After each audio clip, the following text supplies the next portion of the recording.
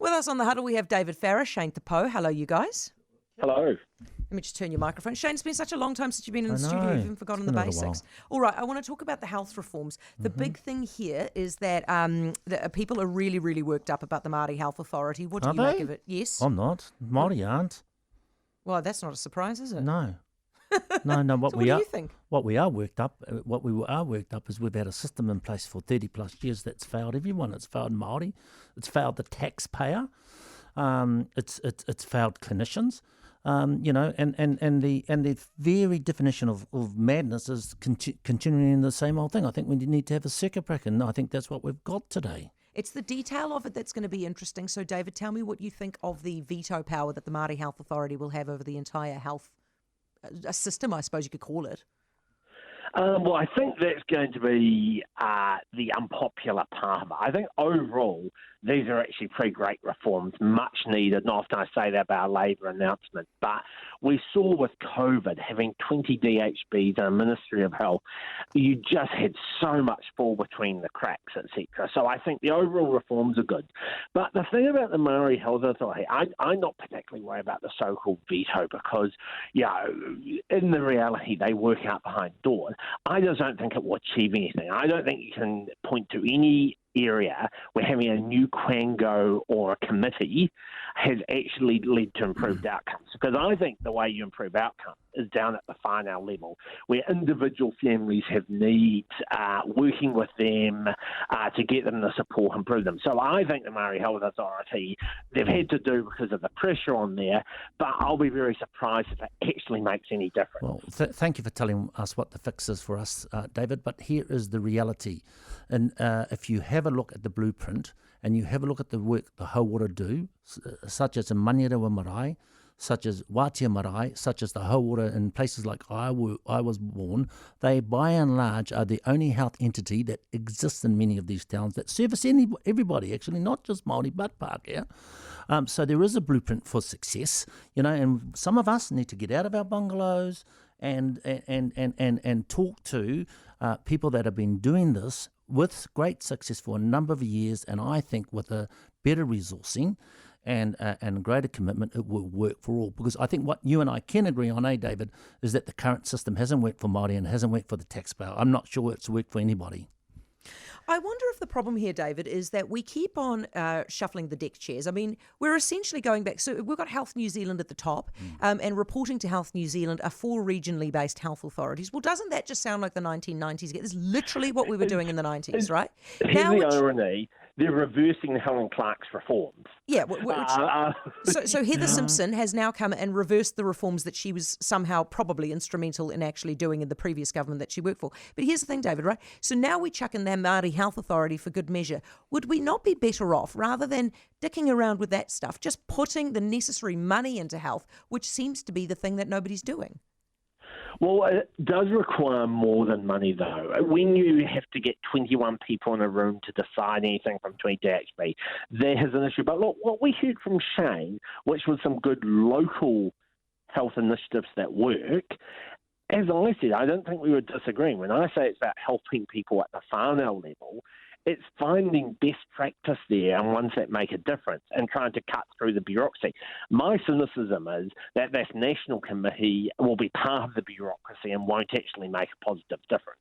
Yeah, I think if it was simply a performance review committee, or I think that charge certainly could be laid. But actually, this is a doing organisation. So, as I say, and I don't want to sort of sound like a crack record, but the reality is the current system hasn't worked for Māori. It hasn't worked for the taxpayer.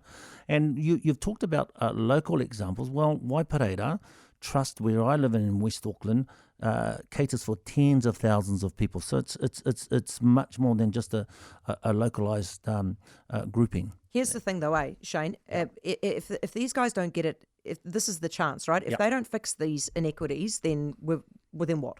Yeah, then we exactly. abandon the idea, don't we? Yeah. Would you agree with that, David?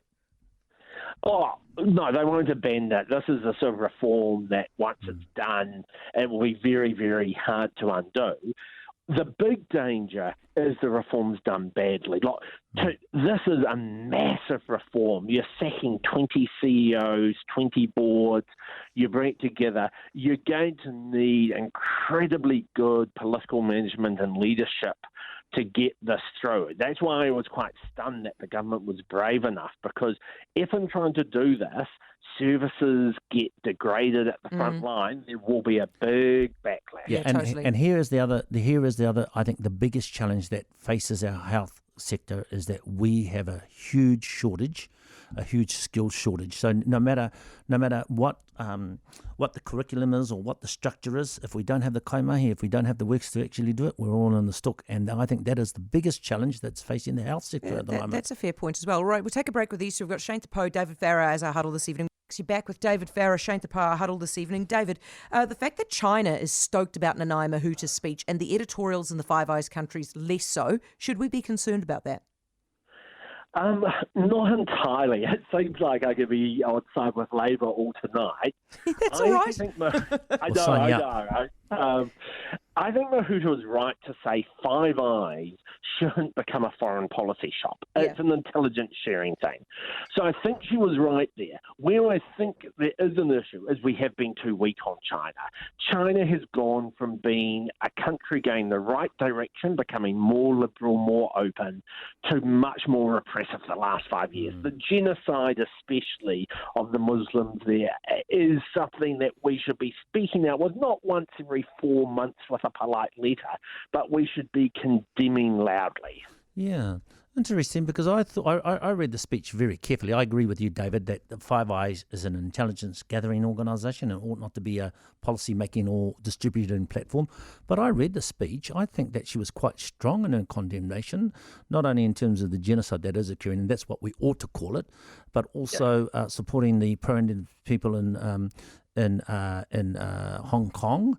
And reaffirming the resetting of the I forget the term, the Pacific doctrine, and what I liked about her positioning speech and adding to Waitangi, it was sort of quite an independent platform and something that was unique to New Zealand. Can I just say, look, I agree with you that it was an independent platform, but the thing is, if you look at the reaction around the world, what has happened is that our allies in the Five Eyes have gone, geez, well, that's not flash, and the guys in China have gone, oh, that's brilliant. Because what we've done by going straight down the middle is we've done exactly what China wants. And we have to see it through their eyes as well. But listen, let's move on really quickly, because I want to get your take on the Derek Chauvin verdict. David, a lot of people sighed a sigh of relief or breathed a sigh of relief when they saw that verdict come out. What was your reaction?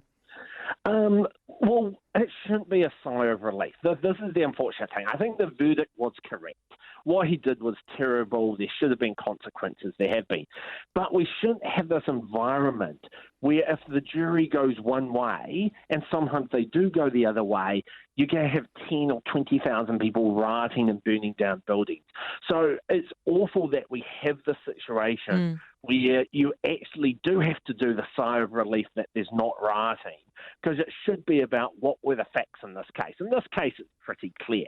You know, when you're a police officer, you don't stand on someone's throat for 8.5 minutes, and when they say, I can't breathe, do nothing, and after they go unconscious, stop the bystanders from giving medical assistance. Yeah. I think the breathing of a sigh of relief, Shane, is as a result of the fact that I'm not sure that many of us, like if you watch it closely, what has happened in the States has knocked our confidence in the justice system, hasn't it? Well, it's knocked our confidence, but I think more particularly it's knocked the confidence of black people. Yeah. There are, I can name a dozen black people in the last year that have been killed, and there haven't been charges well, exactly. made. And yeah, there is no, in the same state, just 2 weeks ago, a person was killed, and the defence of the police officer was, I was reaching for my taser, I didn't realise it was a gun. When all the evidence shows quite clearly there is a difference between the two, they're held different positions, etc. And I just think that there's a real lack of faith in the justice institutions that exist in the States. And if I was a black person and I was active in the States, I would probably feel the same. Yeah, Shane, listen, Netflix, the subscribers are turning off or not turning on at the rate that they want. What are you watching at the moment? You watching the Netty? No, I'm not, and that's because I'm one of these people that binge watch something that I particularly like. Like I was a big fan of Downton Abbey when it was on. Yeah. And, Downtown Abbey, and The Crown and Bridgerton. So there's Bridgerton. so there's nothing really that lights my fire. Why are you laughing, David, at Bridgerton? Right now. Just because I knew after he said Downtown Abbey in the crowd, Bridgerton is the current people who are to the 1800s English-style dramas here. Oh, no, it was Bridgerton was Downtown Abbey on steroids and lots of SEX. David, what are you watching? Well, it annoys me because Neon has Game of Thrones, Disney has all the Marvel ones, and Netflix has great stuff too. So I have to subscribe to them all. Yeah. The moment actually I'm watching Archie and Riverdale.